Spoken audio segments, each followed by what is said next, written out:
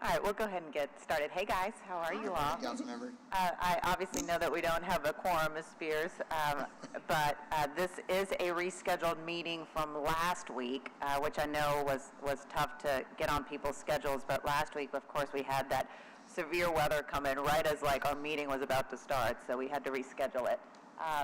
But with that being said, we do have an important item on the agenda, and that is a resolution that makes some changes to the restoration tax abatement. And overall, this is a program that we are allowed to administer through approvals of the City Council that provide these types of abatements for restoration projects. But we've seen, confusion around, how this project really works in the approval process, and there's been confusion just even around the application of how we get this done. There's been concerns about potentially the approvals being more subjective than objective. And so because of that, the folks who are at the table, along with a whole series of different stakeholders, have been working for months to get this right so that we make the program overall easy to understand, comply consistency around the program. Everyone can understand, what the application process really is, what it entails, and it's really ultimately at the end of the day about meeting certain criteria, and that's how you get the abatement versus it kind of just being all over the place and more of a subjective approval process. So I think that this is a really big step. I think this is a very kind of positive step to improve the business climate for how City Hall ultimately does business. And so I'm just so proud of the group that worked on this, because I know y'all did so much. And I'll mention some of the folks who worked on this toward the end. But with that, I'll turn it over to the presenters, including my Chief of Staff, Sadie Finkel, and you can introduce who's with you, and you can start your presentation. Thank you. Good morning, council members. My name is Sadie Finkel, Chief of Staff for Helena Moreno, and I'm joined by members of the Office of Economic Development, Jeffrey Schwartz and Tracy Jackson. As Councilmember Moreno alluded to in her opening, who has staffed a council office and seen several of these requests come through on our agendas, as we have seen that there is inconsistency, there is confusion, and so our charge was to ensure that there is clarity and consistency, and so that not only do applicants know what the guidelines and responsibilities are, but there is also a sense of accountability when we award an abatement to make sure that those granted these incentives are fulfilling the request as designed. So real quick, just to level set here, the restoration tax abatement is for restoration, expansion, improvement, and development of an existing structure. These structures must be within certain designated geographical zones, whether they be economic development districts, opportunity zones, a historic district. And the abatement is for 5 years, and it will be an assessed valuation for 1 year prior to the commencement of the project. And this real quick, I won't read this to you, but this is the state level legislation that empowers our municipality to implement this program locally. So as Councilmember Moreno mentioned, why is this needed? Ultimately we want to make sure that when either a residential or commercial project is coming before the body, that there are clear expectations, the application and guidelines are clear and concise, and that there is a level of expectation setting of what the city will demand as far as application materials and supporting documents, but what we can look at as far as enforcement on the back end should those expectations not be met. So what this presentation is going to do today is walk through all of the changes that this working group collaborated on. And I will say, in addition to the Office of Economic Development and City Council, we were joined by our City Council Executive Council, our Land Use Officer, and in addition, our Safety and Permits Inclusionary Zoning Office, as well as stakeholders like Greater New Orleans Inc., who provided feedback, Housing NOLA, and other affordable housing advocates, just to make sure everyone's feedback was included. So the easiest one right here is overall flow of the instrument has been redesigned. Previously, this document was last overhauled in 2020 during the previous council. And the guidelines were throughout the document and included in whereas clauses. So what this instrument before you today has is the resolution and then an Exhibit A, which more clearly delineates the process versus including guidelines throughout a whereas clause format. It was just very confusing, unclear for applicants. And so that's a little bit of a cleanup. In the blue box right there, the Exhibit A, which is again attached to your resolution, just more logically flows through the process. And so you'll see initial approval and eligibility, how the approval process works, our initial application and approval criteria, how renewals, transfers, compliance, and enforcement work. And I think that's just a much more logical flow. With respect to eligibility criteria, there's been a couple of tweaks.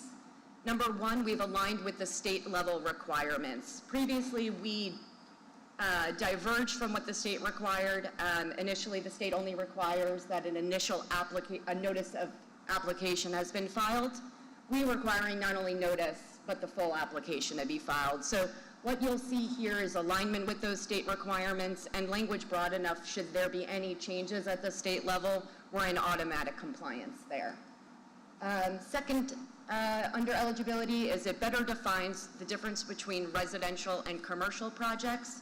I'll note to date that when restoration tax abatement approvals have come to this body before, it was less clear, especially when it's multi-unit properties, which bucket they would fall under. And so what we've done here is very clearly defined a multi-unit residential structure as more than 3 dwelling units on a lot, and that will qualify as commercial. A residential structure is 3 or less units and requires the owner to live on site as a primary residence.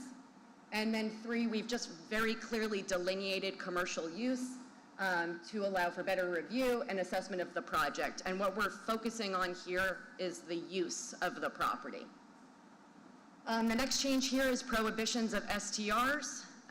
This was something when we spoke with council offices at the beginning of this journey, seemed to be something that we all felt pretty strongly about staffing-wise.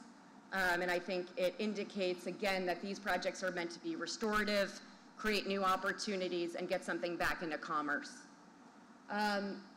The next item here is site expansion, and I'll make note, this is an outlier here. This really isn't a change, but I did want to make note here. Currently, projects are capped at 10% of the original building footprint at ground level. And we had received some mixed feedback on the 10% cap. Should it be higher? Should it be lower?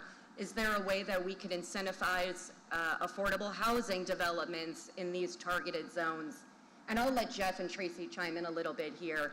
But ultimately, even with stakeholders like GNO Inc. and others, there are better incentives for this opportunity, and Jeff, I'll let you expand. But instead of an RTA, which has such a limited period of abatement, only 5 years, with regard to commercial financing and stuff, this really isn't the tax incentive to be an incentive for that type of project. So.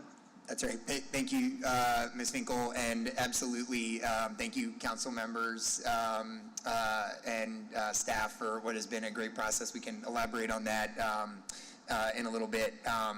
Yes, as Sadie noted, and I think this bullet really summarizes it. This program is really about restoring smaller scale commercial properties and some residential properties. This is not a tool that is as useful for larger scale commercial projects, even though eligibility is determined by, in part, being in some of the districts, economic development districts and others that Sadie outlined. This tool really is designed to be helpful to small developers, small property owners, et cetera, and programs like the Payment in Lieu of Taxes program, which we do through our Industrial Development Board and Finance New Orleans. Both of those are entities that can do larger commercial transactions, and that we feel is a better policy and a better use of a tool that's more helpful to those types of developments.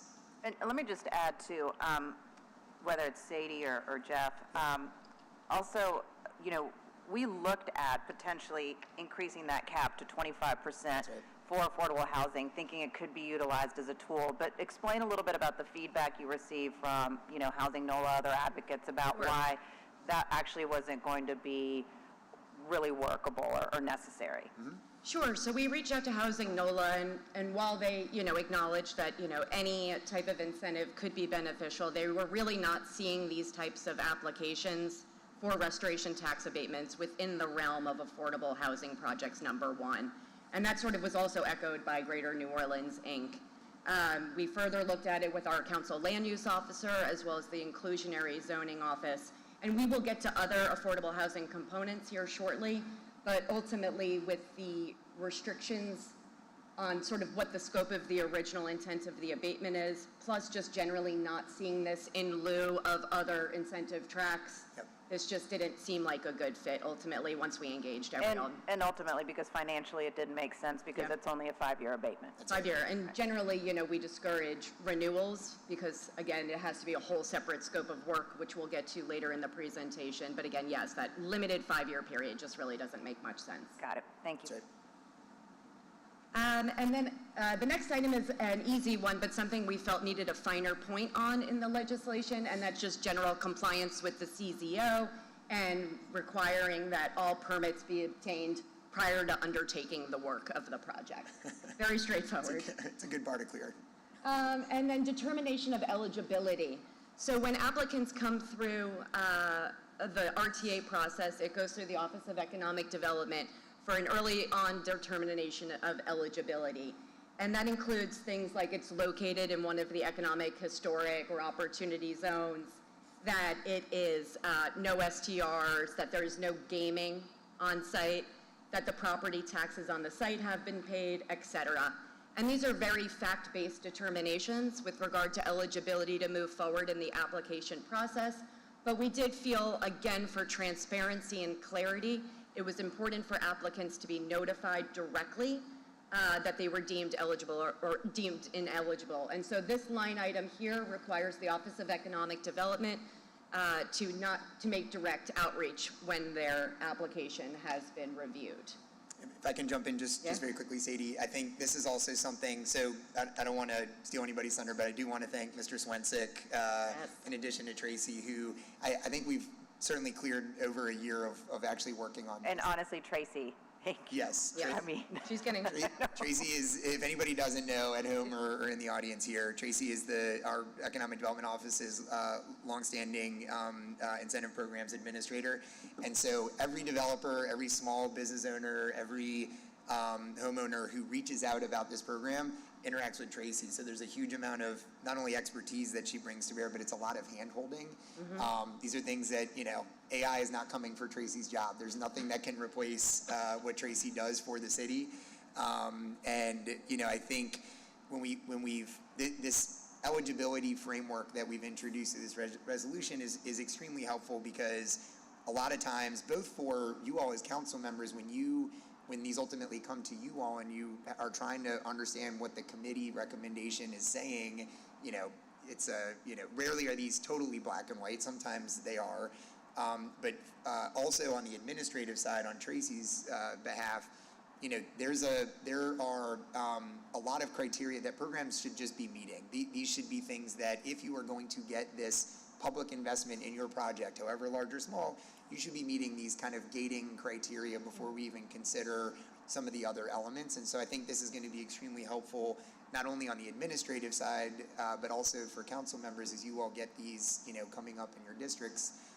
You'll have much clearer senses of, where these projects are, where there might be a little discretion that you want to exert as council members, knowing that they are meeting these minimum criteria that we all agree are really good ideas. So I just want to thank Tracy, Adam, Sadie, and many others for their really hard work adding this kind of restructuring that I think is going to be really helpful going forward.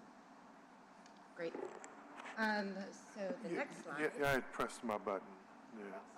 thank you. Councilmember Thomas. Yeah, well, first of all, I'm glad you guys went there. I was writing out what questions I thought would be most obvious: time, efficiency, and alignment. That's right. And so for me, I think that's what's going to be important to let the public know. And of course, if you work around here, Sadie's probably one of the most thorough people that I've ever encountered.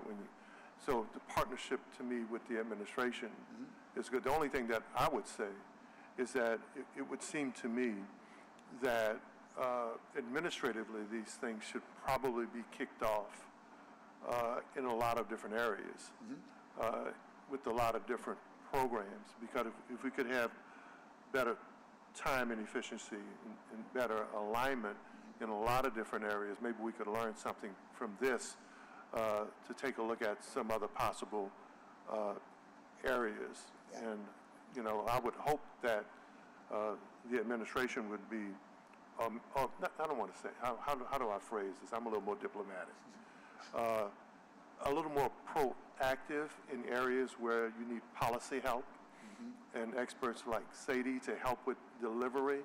I think there are a few more areas we could probably start to attack to actually make a lot of different programs better. Absolutely. And I think the point about efficiency is great, right? As Councilmember Moreno directed me at the start, this is for clarity and consistency. And with clarity and consistency, inherently comes efficiency. And so I think this enables and empowers folks like Tracy to receive applications and to have very clear benchmarks on how that process proceeds. So very valid point. So stemming from that conversation around clarifying eligibility, we've also created an appeals process regarding that determination of ineligibility should that occur. And so when Tracy notifies applicant ABC that they've been deemed ineligible, this allows an appeal to come through council through what would be like a land use process. It's in your district, Councilmember Thomas. It gets docketed as a land use item, so it would come through your office. And what it would be is solely a fact-based determination of eligibility. There is no gray here, it's black and white. So, you know, does the application include STRs? Is it located in an opportunity zone or a historic district? Does it comply with state filing requirements? Is the initial investment in the project 25% of its pre-assessed value? So these are, again, very delineated, very clear benchmarks that these applications have to hit, but we do feel like it allows for the opportunity for applicants to thoroughly vet their project and allows council members to thoroughly vet that project too. So I think that's wonderful. With respect to approval procedures, one change here, this is, I think, a obvious but necessary one. You'll see that there is an RTA review committee. They're responsible for those reports you'll see transmitted on the agenda. We've made one swap here. Currently, Department of Finance sits on that committee, and we'll be swapping that out in the instrument to the Bureau of Treasury.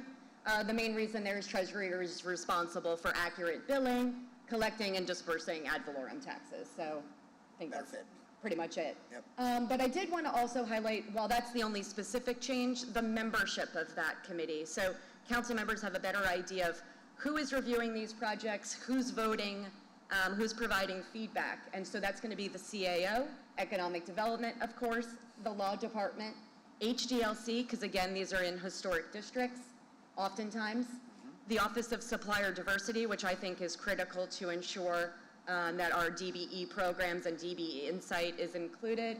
The Bureau of Treasury, as I just noted, will be a change there. And then the Office of Workforce Development, as we do include higher NOLA and local hire requirements as it stands currently. So a logical change there, but just a refresher of committee oversight.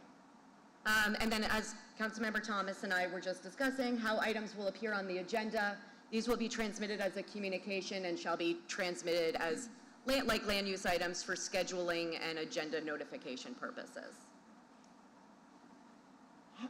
Okay, so the initial application and approval criteria. This is now, we are past the eligibility phase, and this is the actual application.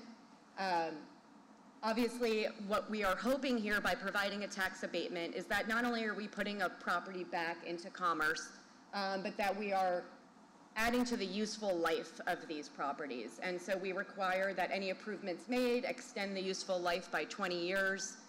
So, you know, not only is this an economic impact, it'll be an ad valorem impact after the abatement, but it will also, again, I think, clean up blight and improve quality of life. And we've seen some really great projects come through this council. Councilmember Harris recently oversaw the RTA application for the old Ace Hardware on Magazine Street. The second change here is that whether a project project is compliant with existing inclusionary zoning requirements, the CZO, and set-aside requirements for affordable housing. And, Jeff or Tracy, feel free to jump in here, but we just thought it was very important that we include that language. Yeah, if I could stay there for a minute, I think that's important, especially if we're going to have an impact citywide. Restoration tax abatement has usually been used in certain areas Yep. to take advantage of certain parts of the community. So have you guys thought about, maybe you have, the one good thing about this presentation is you guys are answering the questions in the presentation, and I wish all of them would go like that. But what about, especially once we do the changes here, what about its impact on other areas, especially those areas that could use that investment of this program? Absolutely. So I'll start, and then Tracy and Sadie, please jump in. So yes, thinking about the geographic impact, not just the economic impact, but Correct. thinking about absolutely where these take place. It's undoubtedly true that the sort of historic core neighborhoods see a lot more of these, and part of that is by virtue of the fact of the geographic areas that create eligibility. But that being said, to your point, Councilmember Thomas, the New Orleans East has a number of economic development districts in them, really all of District E. In the lower ninth ward. And the lower ninth ward, yeah, I was going to say the St. Cloud corridor, which I know you've been very focused on as well. Those confer eligibility for RTAs, and so part of this is not only, incentives are only as good as folks know how to use them and have access. We know there's an equity issue, which is, I know, something that we've been thinking about thoroughly in this process. That's something where, Tracy, again, I can't overstate it. Tracy does so much yeoman's work just hand-holding with folks, but if they don't know who to call or they don't know that the program's available, even when we already have those districts established, such as, around the Reed Boulevard or along St. Claude or many other districts in the city, then people can't take advantage of the program. And so I think there's an outreach component and sort of a, marketing, if you will, component where incentives, lots of projects are eligible for incentives, but how it fits into a project and how folks know to use it is a really important aspect of the work. Thank you. Can I just add something real quick, Councilmember Thomas?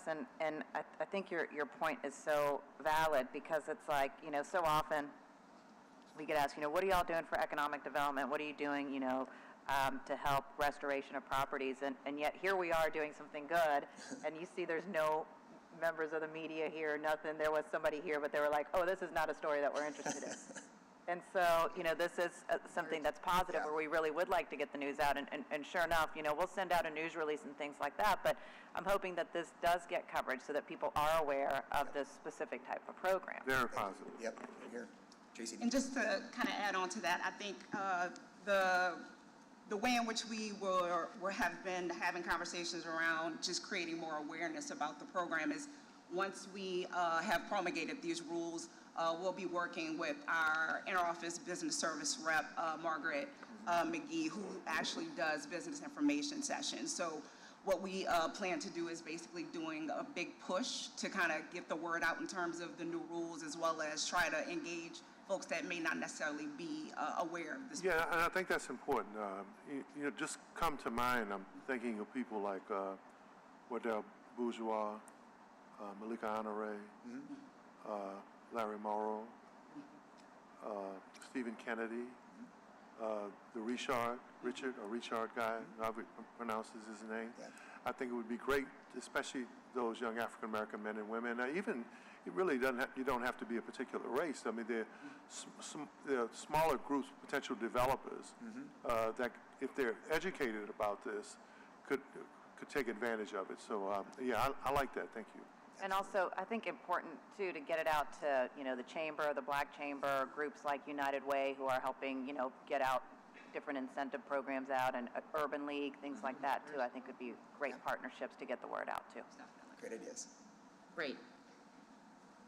So moving on, we are looking at renewals and exceptions for public benefits. So typically we discourage renewals on these projects, but what we wanted to make sure, again, that we improve upon the existing legislation and existing program guidelines by putting a finer point on when and if renewals of an RTA for an additional 5-year period would be allowed. And so the changes here, number one, easy, has the project met its initial application for the initial 5 years?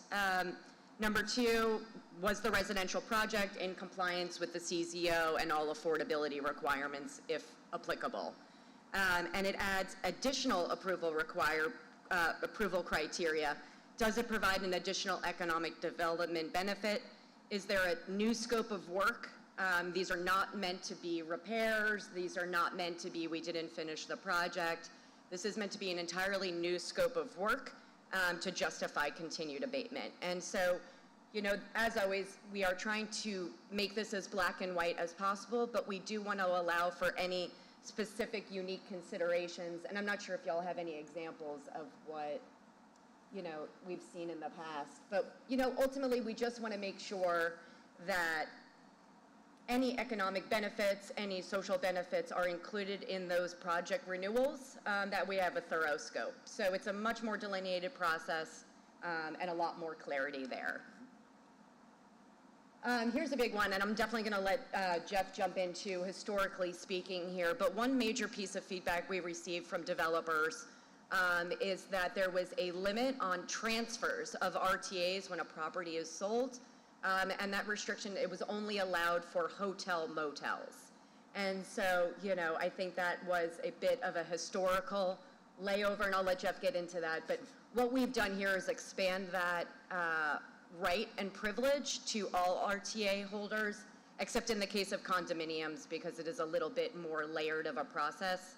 And it puts an undue burden on the administration of those condo associations. But we've really opened the gamut for projects and RTA recipients, and I'll let Jeff jump in. Absolutely. Yeah, you've largely hit on it, and Tracy should chime in, obviously, with anything. Very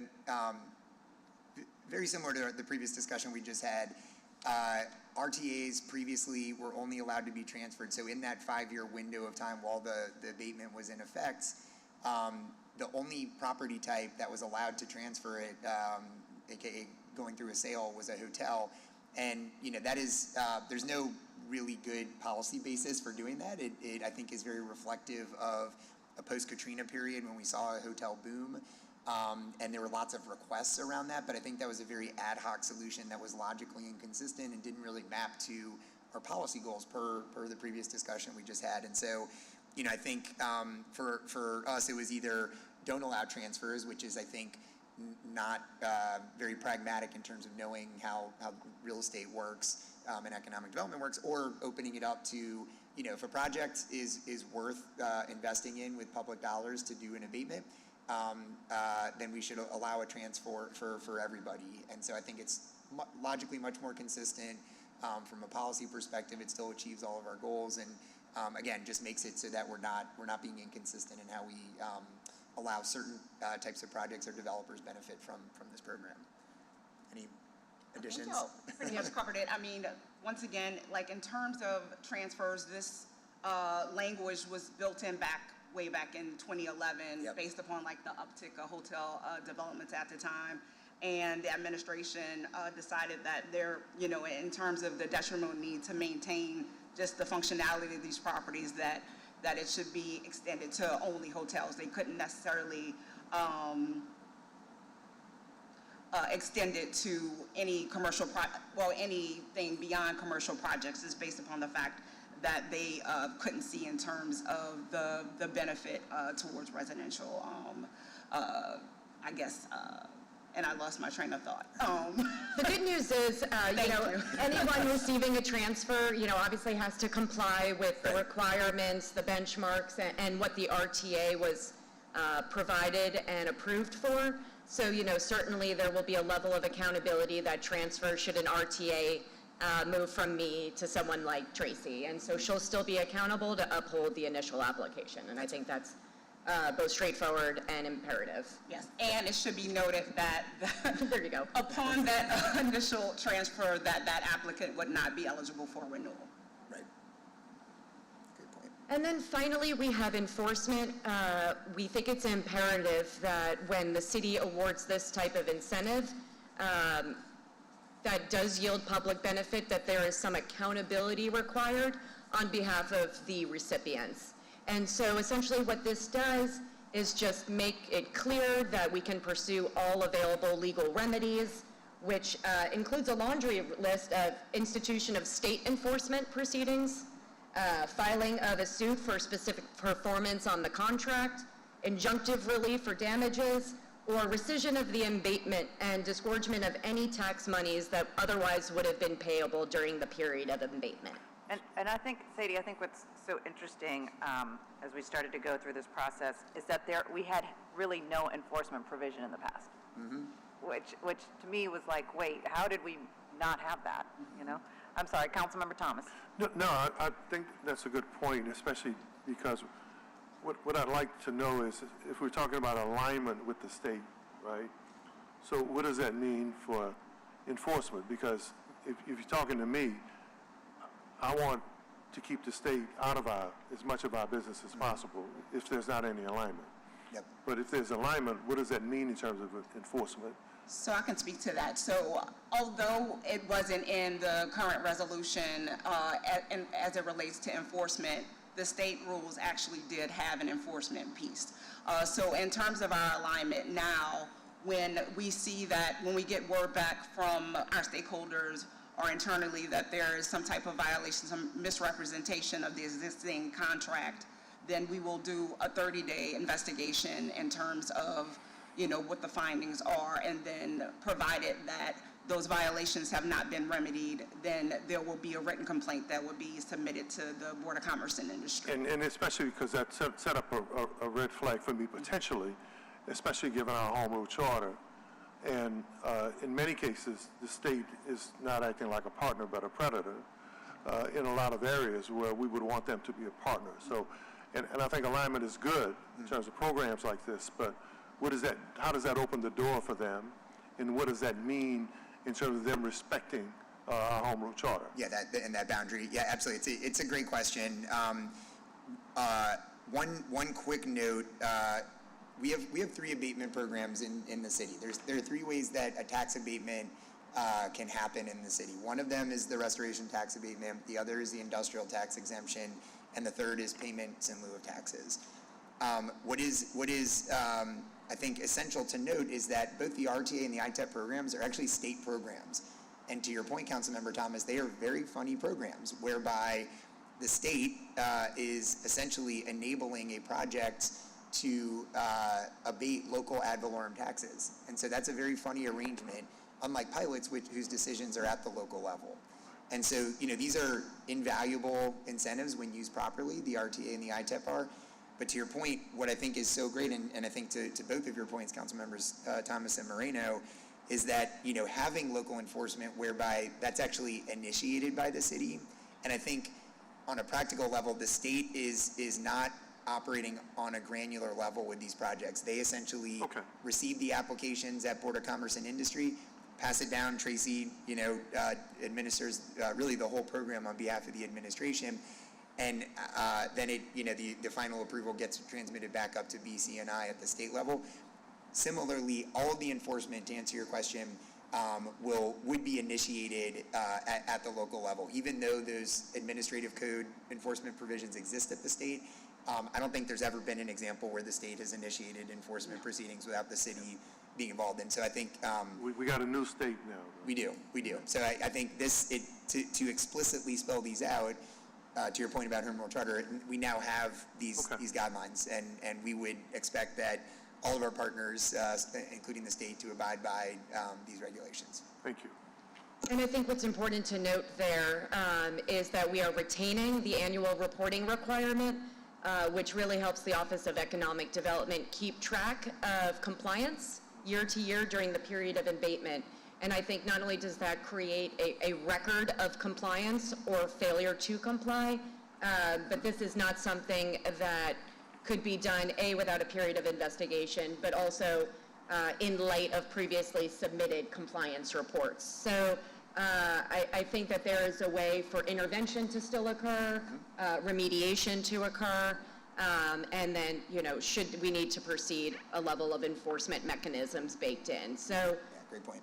that is the extent of the changes. Everything else has largely remain the same, but again, I want to thank so many folks in this building and outside of this building for their constant collaboration, their input. This was a huge collaborative effort with developers, with housing advocates, with city departments, and our amazing Council Central staff team. So with that, if there are any other questions, happy to answer them. Councilmember Thomas, did you have any more questions? No, you're good?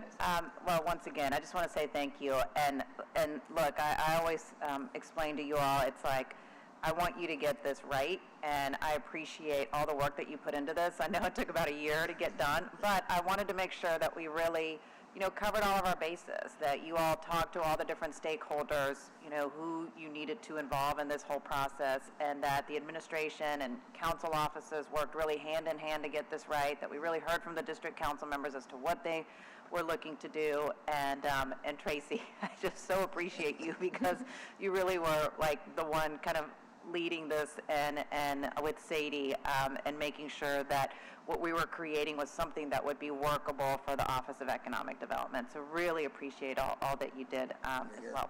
All right, with that, do we have any public comment? You're good, sir? Okay, thank you. No public comment online? All right, well, with that, I'll do a motion to adjourn. Seconded by Councilmember Thomas. Thank you, Councilmember Thomas. All in favor? Aye, and we are adjourned. And Sadie, you had an amendment, right? Yes. Okay. I inadvertently left the whereas clause in the Exhibit A. It's a typo, so that's drawn up and will appear with the resolution and accompanying Exhibit A at the May 22nd regular council meeting for approval. Got it. Thank you. Thank you. Whereas.